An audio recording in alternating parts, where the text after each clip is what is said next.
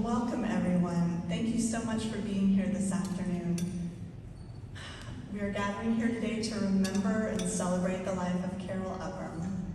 And it is really wonderful to be able to welcome so many friends and loved ones of Carol this afternoon here at the MFA. For those of you who I haven't met yet today, I'm Kristen Shepard. I'm the Executive Director of the Museum of Fine Arts. And I'm just so honored to have been asked by Mary Ann to welcome you here this afternoon. I only had the privilege of knowing Carol in the last years of her life, but she made a lasting impression on me in the years we knew one another. Carol was one of the first museum leaders to welcome me to St. Petersburg 5 years ago, which she did with a huge, warm smile and with the observation that it was wonderful to welcome the first woman director of the museum. She was, of course, the first woman chair of the Board of Trustees. So I think she rather paved the way for me and for other women to lead this museum, which is so appropriate for a museum that was founded by a woman. Carol was a pioneer at the museum in many ways that are lasting, most notably in helping to establish our collection of photography, which is now one of the most important collections in the Southeast. As the owner of Upham Gallery in St. Petersburg, she dealt in fine art photography, and it was in 1980 when she joined the Board of Trustees that she gave her first gift of photography, which was ultimately more than 130 works to our collection. She was also the founding president of the museum's Friends of Photography group. The exhibition More Than Retro, which I hope you've had a chance to see upstairs, is in her honor, and it's on view right now, celebrating her gifts and her love of photography. Carol served as board chair during the construction of the Hazel Huff Wing. She was an incredibly important part of the museum's history, and she enthusiastically embraced its future. The second floor bridge between the original building and that new addition is appropriately named the Carol Upham Bridge. The MFA building and its collection are part of her legacy. Carol was unfailingly kind, supportive, and enthusiastic about the museum and its future every time we met. It was really a pleasure to spend time with her here at the museum, a place that she loved so much. One of my favorite memories of Carol in the last few years was the opening party for the Star Wars exhibition, where she was clearly so tickled that Scott was lending us some of his Star Wars paraphernalia, and at the opening party, she made sure everyone knew exactly where to go to check it out, and she was having a ball. Today, others who had the honor and joy of knowing her far longer than I did will share much more about her accomplishments and interests and their memories of her. I'm grateful for the opportunity to express my appreciation for Carol's life and her many contributions to our museum and our community. She was a great lady. To her wonderful daughter and family, on behalf of the board and the museum staff, we want you to know that we celebrate Carol today and every day through our work at the museum, and we will continue to make the museum she loved so much a vibrant and beautiful place of discovery for everyone. With that, I'd like to welcome Carol's daughter, Mary.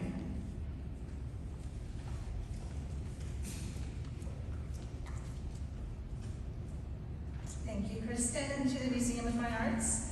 I want to thank you all for joining us here today to share the memories and to honor my mother, Carol Upham. I'm happy to see so many bright colors, because as you can tell, she loved color and loved to live vibrantly. It is quite strange to stand in this spot, a spot where my mother gave many eloquent speeches with much grace and humor.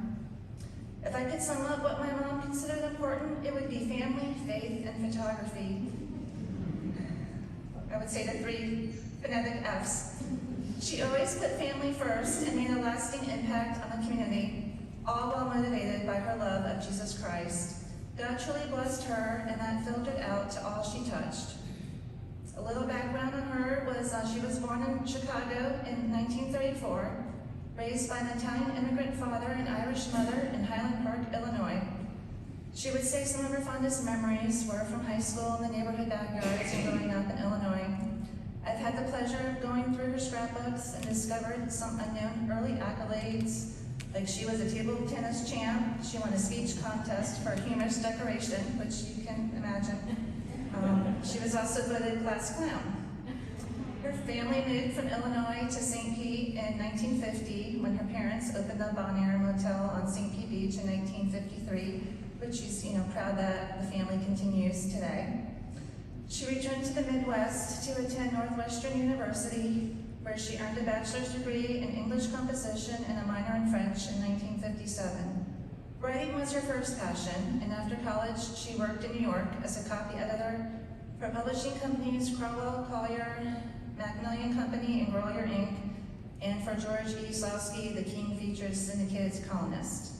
It was while working in New York that she visited a photography exhibition by Edward Steikens, The Family of Man at the Museum of Modern Art. This is where she instantly fell in love with the medium. She told the St. Pete Times in 2008, "I was working for a publishing house at the time after college. It just blew me away. The idea of photography as a personal interest began there. I began learning the craft of photography and forming my own collection."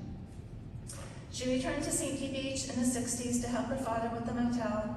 She became more involved with civic duty. She met her husband, my dad, William Upham, at a Chamber of Commerce meeting when she presented ideas to revitalize Corey Avenue. She would always return to photography when she had time. As a kid, I remember being the subject of her photos, and when I was in 3rd grade, she put a dark room in our house, and we would go on photo shoots around town together. During my middle and high school years, when she opened up the Upham Gallery, actually, she never intended to open a gallery. My dad had vacant space on Corey Avenue that my mom initially used as an office for her writing. She hung her collection on the wall, and people wanted to come in to view it. Thus, the gallery was born, and it was open for 6 years. This led me to be further immersed in art. It gave me a desire to design the invitations for gallery events, and eventually I decided to study graphic design, which I turned into a career. Her involvement with the Museum of Fine Arts began in the late 70s. I share many memories with her at this museum. From being a kid, driving way downtown from the beaches on the lawn to meetings, to attending many openings and fancy fundraisers with her when she was the board president. I was very proud to watch her take on such a large leadership role, becoming the 4th president and first woman to hold the position, which continued for 10 years. And I'll let Dr. Schloeder go into much more of their tenure together. I'm sure he has some good stories. I'd like to share in her words a statement of what photography meant to her. "Photography is reality, and I like reality. Photographs are the reminders of my youth, the house I lived in, the life that surrounded me both as a child and as an adult. Photography is an album gone uptown. However, 20th century photography alters reality, but it's still considered photography because of the use of a camera and imagination. Photography can mean anything you like today, thanks to the genius of digital photography, which manipulates the image on a computer screen, so the original image can no longer be used as evidence. Yet photography remains as art, a battle that took over 150 years to achieve. The camera may only be a century and a half old, but imagination came in with Adam and Eve. Photography is ownership. That is why I love that ability to see an image and call it mine when I hold the camera in my hands. My love for photography began when I started writing. I wanted to illustrate the copy that I had written and was amazed at the power that image alone could elicit in the viewer. The photograph became both word and picture. I could freeze beauty and the unknowable beast for eternity in one snapshot. I could forever gaze on the image of a lifetime, but return to that memory as if I were still that age, that innocent, that powerful scion. Time stood still, and so did I. The process of becoming a photographer, then the collector of photography, was one of compassion. I wanted to help those who needed to survive in a world hostile to art and photography. I collected to simply look at other images, as well as to help and encourage the talented and not so talented. In the process, I collected more than I could shove under my bed, and so began Art Gallery, where I met many photographers, became a donor to the museum, and back again to being a writer. If life repeats itself, then somewhere along the line there's a photographer to cherish. an image for us and show the world what we had never seen with our own eyes. My mom, you could always define her on the street by how impeccably she dressed, always wearing a nice blazer, a hat, signature red lipstick that sometimes would end up on your cheek and you wouldn't know until the end of the day. She loved dressing up and going to parties, particularly for a good cause. I'm sure not sure if she'd like all the attention of today, but she would love seeing us all together, as family, as friends of a lifetime, and community leaders from more organizations that I could count. Once she asked for us to take her to Universal Studios to see Harry Potter's world instead of having an 80th birthday party. I know she was so proud of me and loves the title of Grandma and seeing Emily and Benjamin as much as possible. It was 3 years ago I realized the beginning of my role reversal. The woman who took care of me was now in need.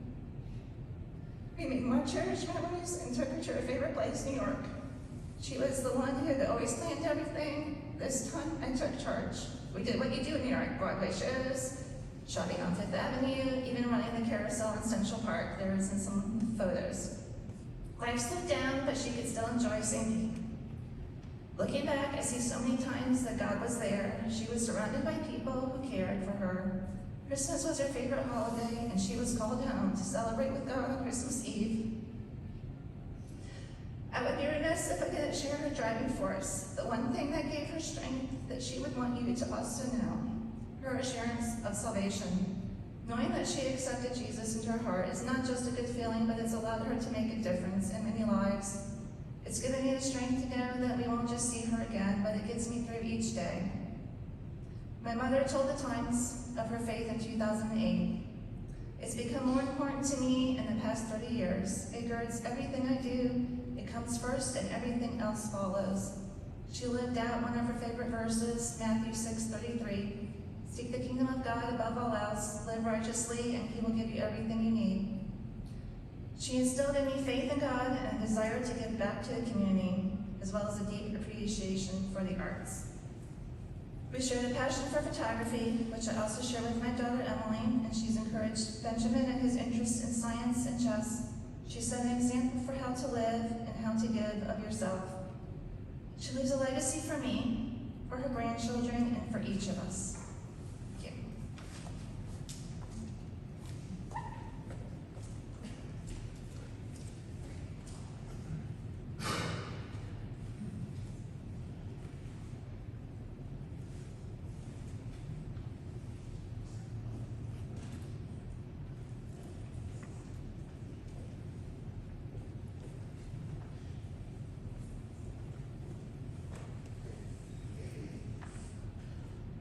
Good afternoon. My name is Aeneas. Many call me Pastor E. I'm pastor of the Gathering Church in St. Pete, formerly known as the Northeast Presbyterian Church, and where I had the privilege for the last few years to be the pastor for Carol, and she be part of our church, or to be part of my flock. And that's how I got to know Carol. A woman of faith, someone that was really, really kind, loving, in so many ways to me and so to my wife, our family. And got to know her a little bit, not as much as I wish. Got to know Blanky, the cat, one time that I visited her, and definitely someone that I would say it's impossible not to love her.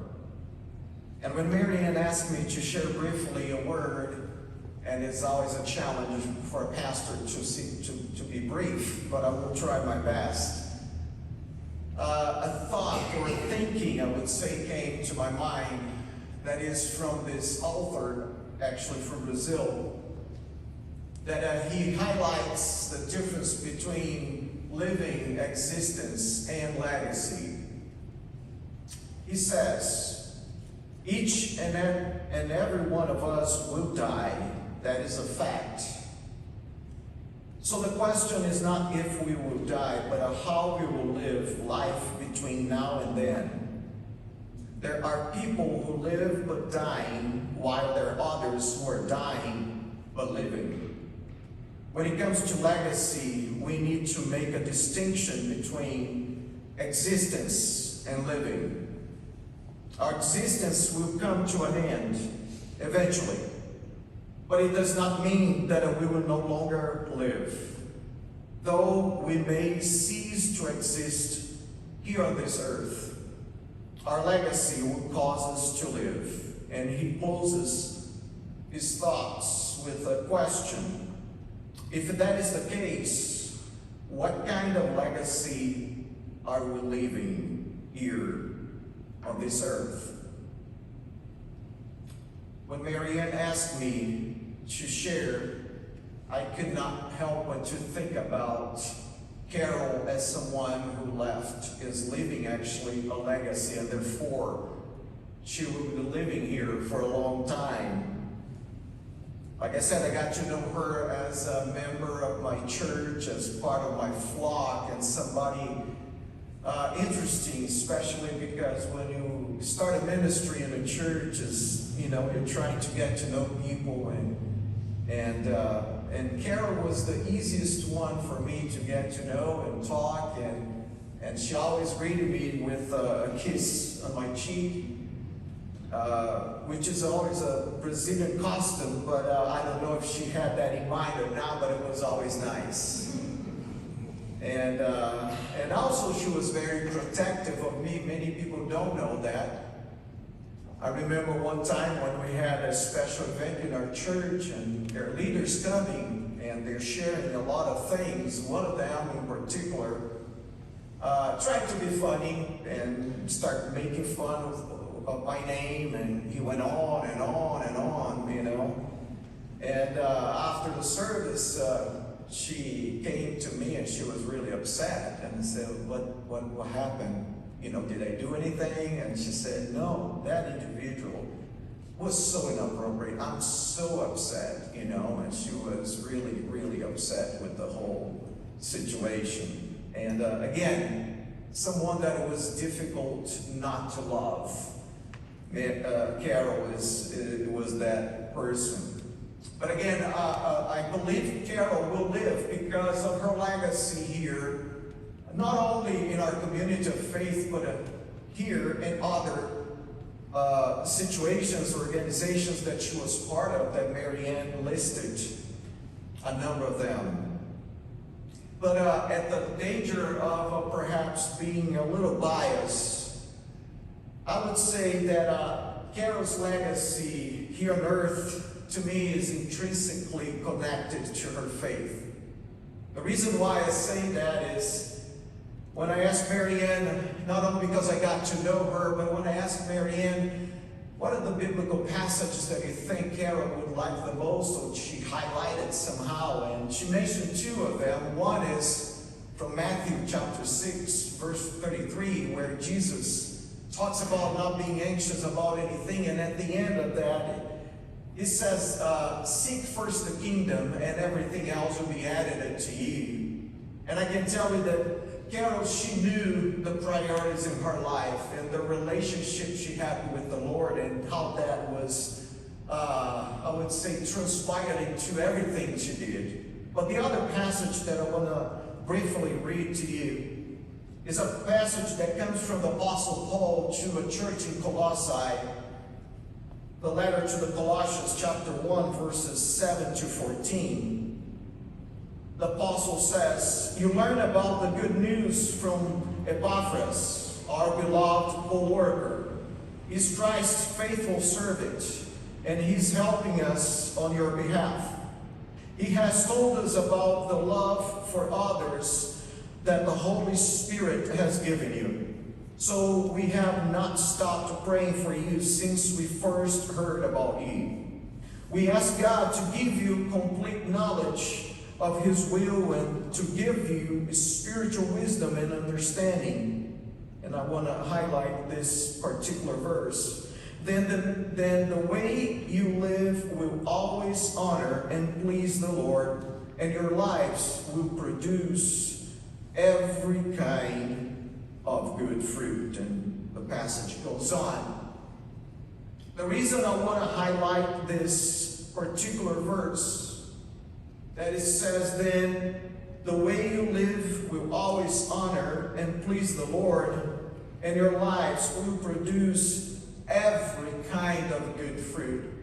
That to me defines who Carol was and her relationship with the Lord. Because I can say without a doubt that she indeed is actually someone who produced every kind of good fruit. Not only in our community of faith, but here is the living proof of what I'm saying. And like I said, beyond this building and beyond our community of faith. Therefore, I believe her legacy will remain. I believe she will live here by her legacy as much as I believe she is living right now and alive with her Lord and Savior, Jesus Christ. Thank you.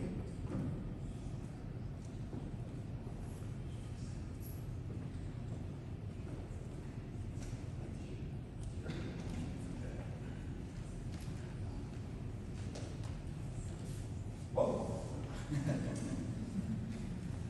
Some of you might remember me.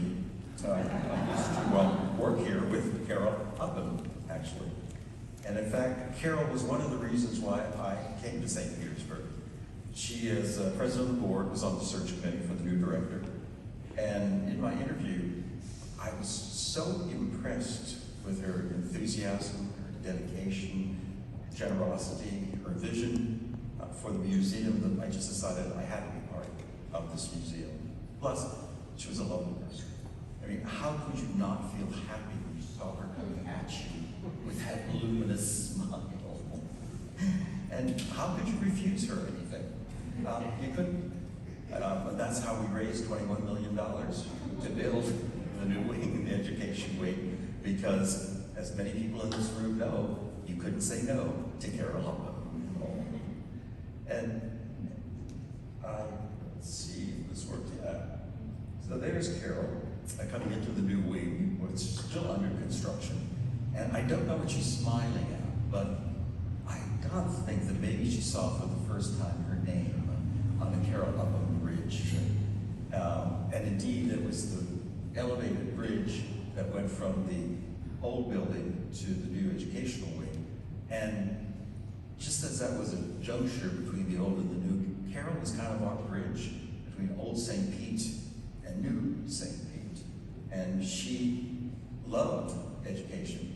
She began her career at the museum as a docent in the 1970s. She was a strong supporter of the education programs here, and she indeed encouraged us to do more and more programs for the general public and to create better ties with the various school systems, which is why we had to build a new wing, the education wing. So we had more classrooms, we had a larger library, we had special exhibition galleries where we could do temporary exhibitions and therefore preserve the permanent wing, the old wing, for our own collection in order to teach people about how great this museum really is. We had more and more people coming into the museum at that time.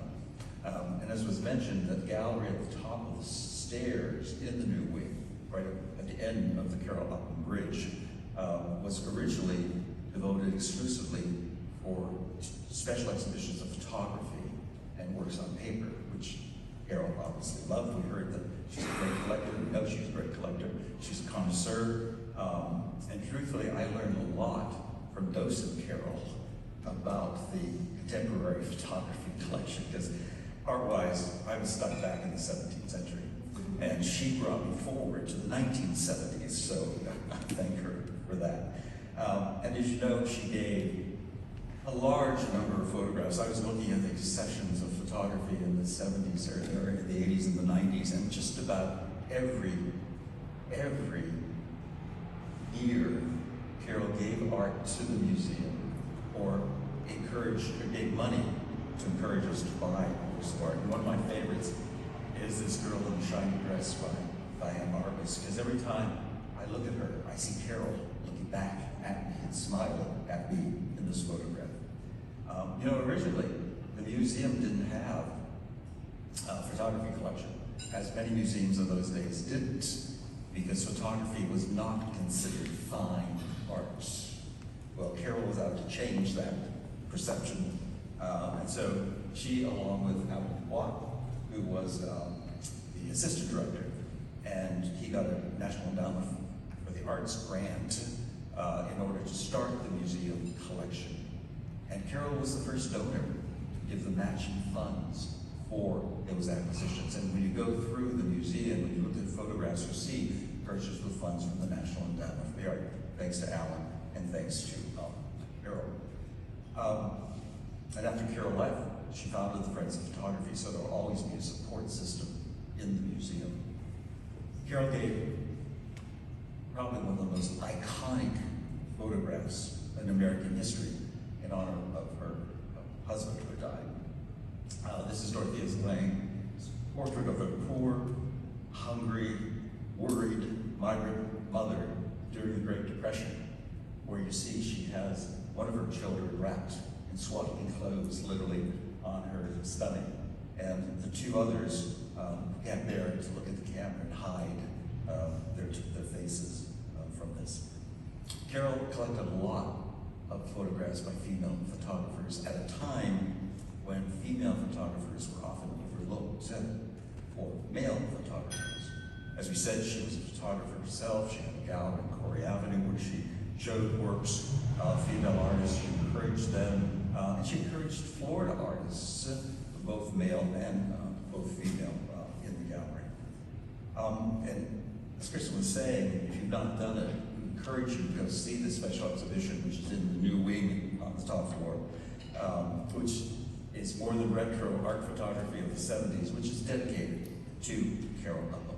And in there, you'll see a photograph by Carol Upham, photographer, as well as 3 gifts that she gave, including this beautiful photograph by Eve Arnold of a wizened old lady from China. And there are also, interestingly, 2 extended loans from the Carol Upham collection in there, including a marvelous surrealist photo of a leaf over water by Florida artist Jerry Wolfson. And can only hope that someday that might become part of the museum's collection. I'm just saying.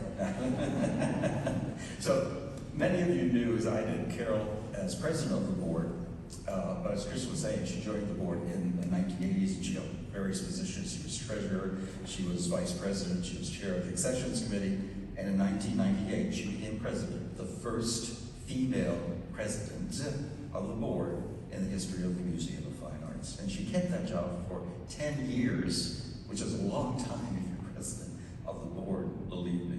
So when she retired from that position,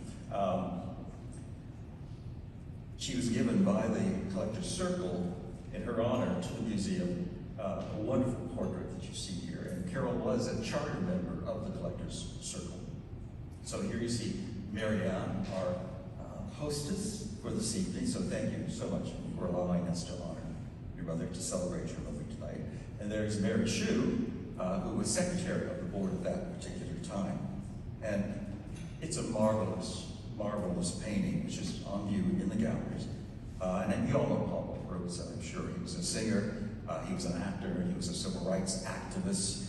And I believe that this is the first painted portrait of a black man to enter the museum's collection, appropriately for the first female president of the board of the museum. So we're moving forward, obviously, at that time. And that was a lovely evening, a tribute to Carol. And I have to giggle every time I look at another photo from that evening, which you already saw. So Mary Alice McClendon has joined us. She's the president, she was the president at that time, of the Collector's Circle. But when I look at it, it looks like we all drank too much Carol Upham Kool-Aid. Because we just can't stop smiling. And indeed, it was a very, very happy time for the museum. So we're going to propose a toast to Carol, but rather than doing it here, we're going to go outside. So they're pouring the champagne as we speak. So if you would like to get up, grab a glass, but one only, and go out into the gardens. We're going to propose a toast in 5, 4, 3, 2, 1, go. And just so everyone, before the toast, there are going to be hors d'oeuvres and a bar open, so please don't run out the door. And so please stick around after the toast and enjoy time socializing and sharing stories of Carol. Yes, thank you for coming, and you know, she would be here with us toasting, so thank you for sharing life, love, and everything. So let's propose a toast to a lovely lady, an avid supporter of the Museum of Fine Arts and of arts in general, and a dear friend, to Carol Upham. You are sorely missed, Carol. So let's eat. All right, I'll start bringing out some hors d'oeuvres.